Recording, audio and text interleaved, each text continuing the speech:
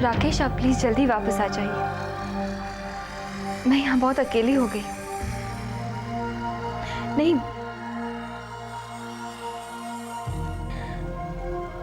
आप प्लीज जल्दी वापस आ जाइए। हाँ, आप चिंता मत कीजिए, मैं शुक्ला जी के साथ कोऑर्डिनेट करके ऑफिस संभाल रही हूँ। जी, I am really missing you Rakesh. Okay, take care, bye. Yashoda बिटिया, राकेश बिटुआ का फोन था? जी चाचा जी, वहां बैठे बैठे भी उन्हें यही की चिंता लगी रहती है। हाँ भाई, चिंता क्यों नहीं लगी रहेगी? करोड़ों का कर्जा माथे पर है ना बेचारे के। यशोदा बिटिया, देखो, बुरा न मानना, हम तुम्हें एक बड़ी नेक और खरी सलाह देना चाहते हैं बेटिया। देखो, ये जो तुम अपनी कंपनी के शेयर है ना, इन्हें मार्केट में बेच दो। ये आप क्या कह रहे हैं चाचा जी? बिल्कुल ठीक कह रहे हैं बेटिया। देखो भाई, अभी जो है मार्केट ऊंचा है, कंपनी के शेयर बेच दो और कर्जे से मुक्त हो जाओ। लेकिन चाचा जी, उस दिन राकेश तो कह रहे थे कि वो ये शेयर शायद गिरवी रखना चाहे। नहीं, ठीक है, राकेश का सोचना भी अपनी जगह पर उचित है बिटिया। गिरवी रखने से अभी तो काम बन जाए, लेकिन हम कह रहे हैं जरा ये बात सोचो कि कल को मार्केट ऊंचा नीचा हो गया, कंपनी को कुछ घाटा नुकसान हो गया तो कौन बिकतेगा? हैं? अरे क्या नाम से, जिसको गिरवी रखे हैं वो तो सस्ते में ही माल हड़प लेगा ना बिटिया। इससे तो अच्छा है अभी मौके का फायदा उठाओ, हैं? शेयर बेच दो और कर्जा चुका दो। इससे बिटिया तुम भी चिंता मुक्त हो जाओगी, राकेश भी चैन की नींद सो सकेगा, और सबसे बड़ी बात यह है, वो नैना देवी का रौब भी खत्म हो जाएगा ससुरा। बात तो आप ठीक कह रहे हैं चाचा जी, लेकिन चाचा जी, एक बार मैं नैना देवी से जरूर मिलना चाहूंगी। नैना देवी से? हाँ चाचा जी, नैना देवी से मिलना बहुत जरूरी है।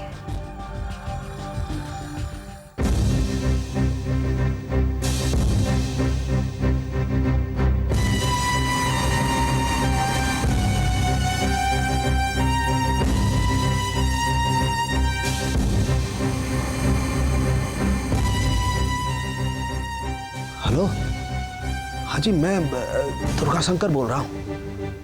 हाँ वो मैडम जी, मैंने आपके कहे अनुसार बात तो कह दी थी, लेकिन वो तो एक बार आपसे मिलना चाह रही है।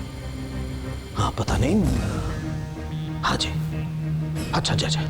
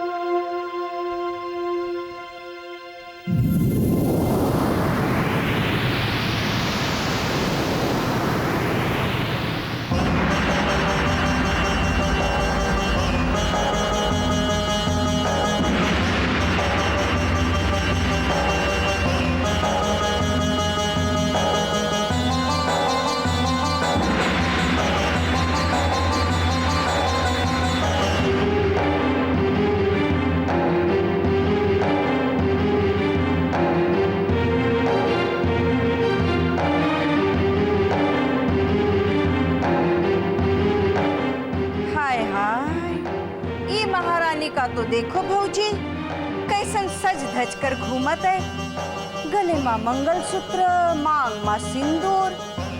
अब ये भी बताती जाओ कि ये मंगलसूत्र कौन के नाम का पहना है, अविनाश का राज का? अपने ससुराल के हर इंसान के सामने तुम्हें सिर्फ ये कहना होगा कि राज तुम्हारा पति है। ये लड़की तो अभी भी कहेगी कि इसने अविनाश के नाम का मंगलसूत्र पहना हुआ है। कितनी बेशर्म हो गई है।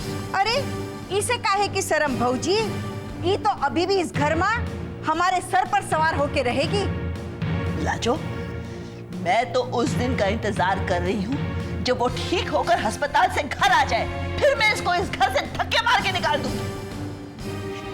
जिंदगी बर्बाद कर दी तूने मेरे बेटे की। जिंदगी बर्बाद? अरे भौजी, हमका तो सोच सोच के डर लगत है कि अविनाश बेटे ने इस जिल्लत की जिंदगी से घबरा कर कही। चाची, खबरदार जो हमारे सुहाग के बारे में एक शब्द और कहा तो। चुप! निकल जा मेरी नजरों से, दफा हो जाए यहाँ से।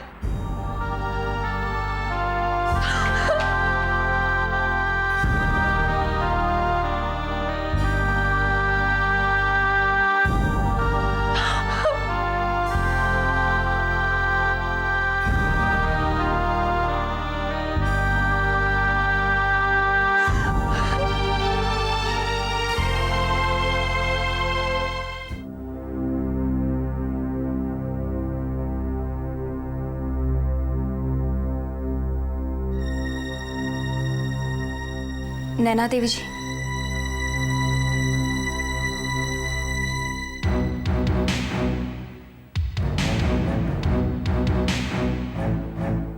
अरे यशोदा, भाई हाथ जोड़ने का रिश्ता तो हमारा है तुम्हारे साथ।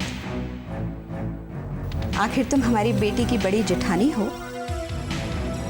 इस बार मैंने एक और वजह से हाथ जोड़ा है नैना देवी जी। मेरी आपसे रिक्वेस्ट है, आप प्लीज वो 100 करोड़ का प्रोजेक्ट मेरे पति को लौटा दीजिए, वरना हमको बहुत बड़ा नुकसान उठाना पड़ेगा। और नुकसान उठाना तो किसी को अच्छा नहीं लगता, ना हमें ना तुम्हें। ठीक कह रही हूँ ना यशोदा? वैसे 100 करोड़ का प्रोजेक्ट वापस दिलाना हमारे लिए कोई बड़ी बात नहीं है। हम एक फोन करेंगे और प्रोजेक्ट वापस मिल जाएगा। लेकिन उसके लिए तुम्हें हमारा एक छोटा सा काम करना पड़ेगा। कैसा काम? बस जरा अपनी छोटी देवरानी को प्यार से समझाओ कि वो ये जिद करना छोड़ दे। उसे जरा नफा नुकसान के बारे में समझाओ। सुना है तुम्हारी बहुत इज्जत करती है, शायद तुम्हारी बात मान जाए। वैसे हमने अपने दामाद जी यानी तुम्हारे देवर जी से भी प्रार्थना की थी कि वो समझाए अपनी बीवी को, लेकिन नहीं, उन दोनों को तो हमारी बात समझ में नहीं आ रही। अगर तुम चाहती हो कि तुम्हारा काम हो जाए तो जाओ यशोदा, समझाओ हमारी बेटी को। नैना देवी, मैं यहाँ आपकी मदद मांगने आई थी ताकि मेरे पति की परेशानियां दूर हो सके। लेकिन अगर आपकी ये शर्त है कि कावेरी को मनाने से ही मेरे पति की परेशानियां दूर हो सकती हैं, तो एक बात आप साफ साफ सुन लीजिए, मुझे आपकी कोई भी शर्त मंजूर नहीं।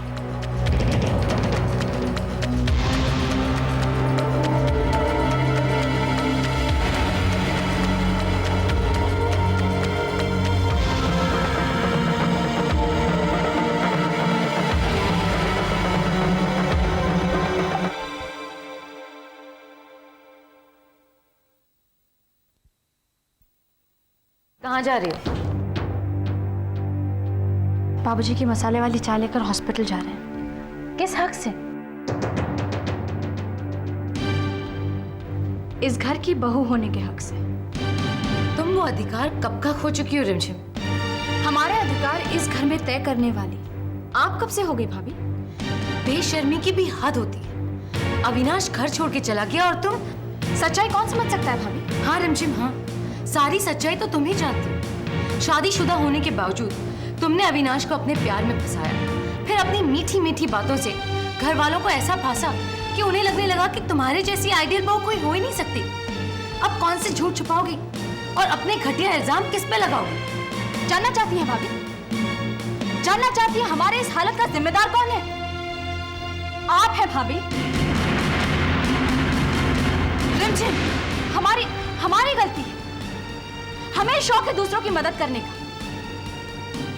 आपका घर बसाते बसाते हमने अपने घर में आग लगा दी। आप तो दूर से खड़े होकर तमाशा देख रहे हैं। आप क्या समझेंगे कि हमें क्या तकलीफ हो रही है? कौन दे रहा है हमें ये तकलीफ? जाइए भाभी, आप हॉस्पिटल जाइए। दूसरों के वर्तमान पर उंगली उठाने से पहले खुद के अतीत में झांक कर देखिए। खुद समझ में आ जाएगा सच्चा कौन है और झूठा कौन। अरे कहाँ हुआ कावेरी बिटिया? हैं? कहाँ बहस चल रही है? और किससे? इन महारानी से? अरे बिटिया, इनके पास तो खाली बोल बचन रह गए हैं, क्या नाम से, और कुछ तो रहा नहीं है इनके पास। अरे काहे नहीं, जैसन की झूठ, मक्कारी, लालच, ये सब गुण तो कूट कूट कर भरा रहा है माँ। क्यों भाई, ये खेल कौन सा खेला जा रहा है घर में? हाँ, हमारे कुछ समझ में नहीं आ रहा है। अब राज बाबू तो क्या नाम से तुम्हारी बात मानते नहीं है, सुनते नहीं है, तो फिर कौन सी चाल चली जा रही है घर को लूटने की? चाचा क्यों नीचे आवाज में बात किया करो? कोई दरोगा नहीं हो कि मन में आज इसको डांट दिया, मन में आज इसको कुछ भी बोल दिया। अरे पर हिम्मत तो देखो इस छोरी की, पति का पता नहीं और जबान तो टर टर चल रही है। हाँ वही तो।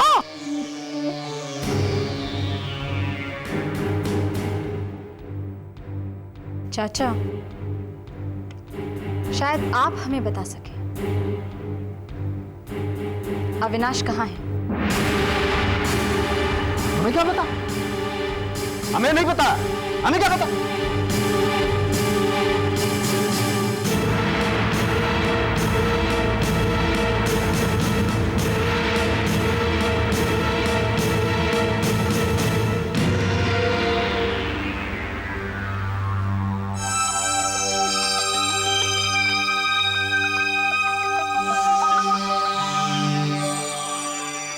अविनाश के बारे में आप क्या जानत है? हम क्या जानते? कुछ नहीं जाना था। तो फिर रिमझिम आपसे काहे पूछत रही अविनाश के बारे में? वो तो बावली है सुश्री लाजो जी, वो की बात का क्या सोचना? आप सच कहत है? हम तुमसे कभी झूठ बोले हैं का? बताओ, आज तक कभी तुमसे झूठ बोले हैं का? क्या नाम से? देखो गुड्डी के बापू, हमरी एक बात गांठ बांध लेना, हमरी लड़ाई रिमझिम का साथ है, ये घर का बिटवा के साथ नहीं। नमक हरामी तब तक ही ठीक लगत है जब तक घर बर्बाद ना हो। अरे दुई दुई जवान बिटिया के बाप हो, जरा सोच लो। अरे बस, तुम तो प्रवचन ही देने लगी लाजो जी, हैं? अरे अब जब कह रहे हैं कि हमें कुछ नहीं मालूम है तो विश्वास करो ना हमारी बात का, हमें कुछ नहीं मालूम है, बस। खाओ हमरी सौगंध। अच्छा बाबा, तुम्हारे सर की सौगंध दुर्गा शंकर को अविनाश के बारे में कुछ नहीं मालूम है, बस। अब जाए दो।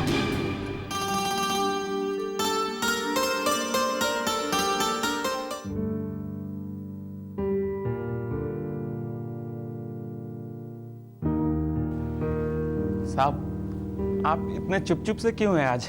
कुछ बोलते क्यों नहीं? क्या बोलूं पांडु, ईशा को लेकर। अच्छा, तो आप ईशा बेबी को लेकर परेशान हैं? हाँ सिस्टर।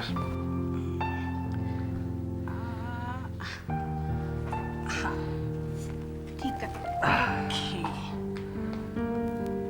पता नहीं सिस्टर, वो कहाँ होगी, किस हाल में होगी। वो जहां भी होगी ठीक ही होगी, ऐसा मेरा दिल कहता है। और वैसे भी इतनी प्यारी और इतनी साफ दिल की लड़की, उसकी केयर करने के लिए गॉड है ना। I am sure God will take care of her. Yes sister, please pray to God for her. Definitely I will. Good morning. Good morning. Good morning. Come come. अच्छा हुआ आप लोग आ गए। सुबह से शर्मा जी थोड़ा सैड फील कर रहे थे, ईशा बेबी को याद कर रहे थे। प्लीज। बाबूजी कैसे हो? अच्छा बेटा, तुम सुना? First class. और कैसी हो? बस ठीक से सोए रात को। हाँ बढ़िया, अब तो बल्कि डॉक्टरों ने चलने फिरने के लिए भी कह दिया।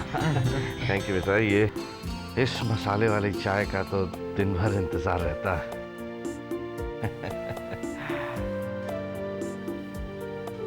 क्या बात है, रिमझिम और अविनाश नहीं आए? बाबूजी रिमझिम आती होगी। अविनाश?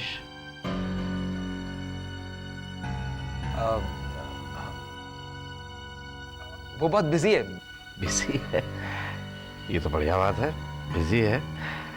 तो चलो फोन पे मेरी बात करा दो उससे, प्रतीक प्लीज। हाँ हाँ लगा रहा हूँ।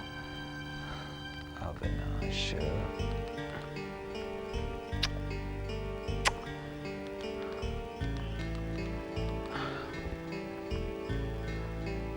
फोन लग नहीं रहा है, आउट ऑफ रेंज है शायद। शायद प्रतीक लंदन ऑफिस में नेटवर्क नहीं पकड़ रहा होगा, इसलिए। लंदन में? हाँ, राकेश टूर पे गया है ना लंदन, तो उसने वहां से फोन किया, कहा कि अविनाश को भेज दो, उसके काम में कुछ मदद हो जाएगी। तो नेक्स्ट फ्लाइट में हमने उसको लंदन भेज दिया। और ये बात तुम लोग मुझसे छिपा रहे? अरे बीवी, इससे ज्यादा खुशी की बात और क्या हो सकती है कि दोनों भाई फिर से मिलकर काम कर रहे हैं।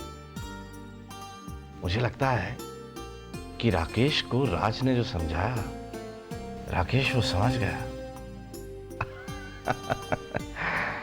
मेरी तरफ से राज का शुक्रिया अदा कर देना।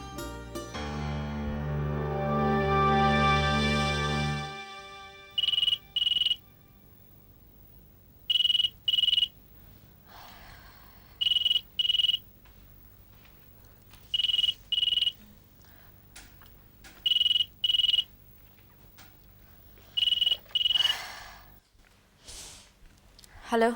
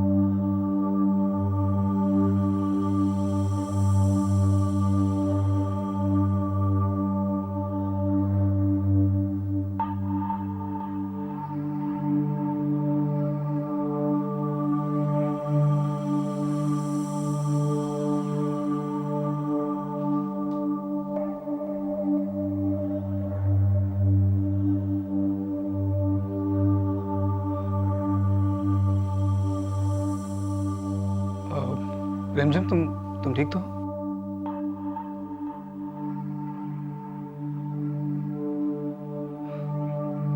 क्या हुआ, ऐसे क्यों खड़ी?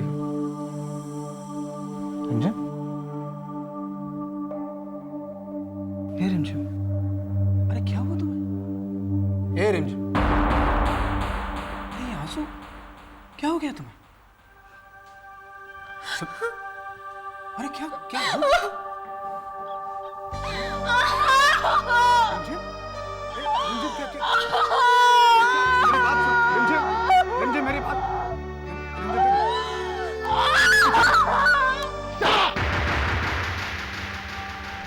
अब बता मुझे, क्या बात है?